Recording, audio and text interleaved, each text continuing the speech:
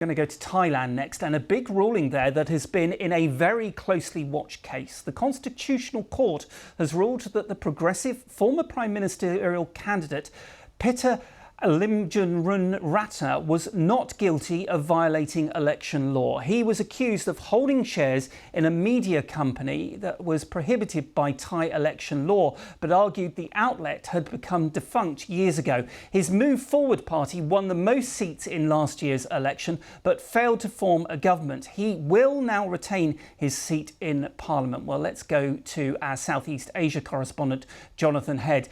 Jonathan, complicated story. Can you explain the background to us? Yeah, well, the cases were brought against Pita Limjaroenrat, and there are other cases against him and his party in the wake of that shocking election victory. Nobody thought his party would do that well in last year's election because in its previous incarnation, that had actually been banned in a previous court case, stripping out some of its leadership. People assumed the party wouldn't do so well. It ran on a reformist ticket, arguing for sweeping changes to the way that Thailand's run, changes to the military, which of course launched a coup 10 years ago and ran the country for many years, changes, even talking about changes to laws relating to the monarchy. And these cases were filed after that.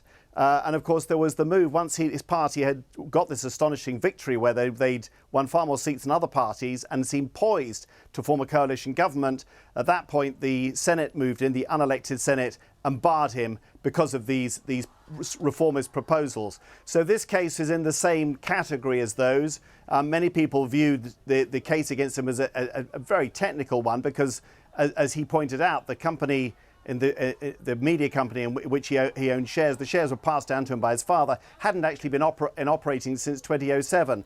Normally, the Constitutional Court rules pretty harshly against those on the reformist side of the debate here. It always has in the past. Many people thought it would do the same, that on this technicality it would strip him of his seat in Parliament. It didn't. It actually accepted his argument that this wasn't a functioning media company, and so he can go back into Parliament now and lead his party. But there are other cases pending against him and viewed by many people as political cases. One that's coming up just next week, where his party's accused of essentially trying to overthrow the existing political order. So it's still possible that in the next few weeks we may still see him barred from politics and his party dissolved. This has happened before. Many people think it will happen again. So have we had any reaction from him and his party to this ruling? I think they're delighted. I mean, their official view was they're always confident that they would win this case, and he's said that he's very keen to get back into Parliament as soon as possible and start his political role again. But I think they know that it's too soon to celebrate.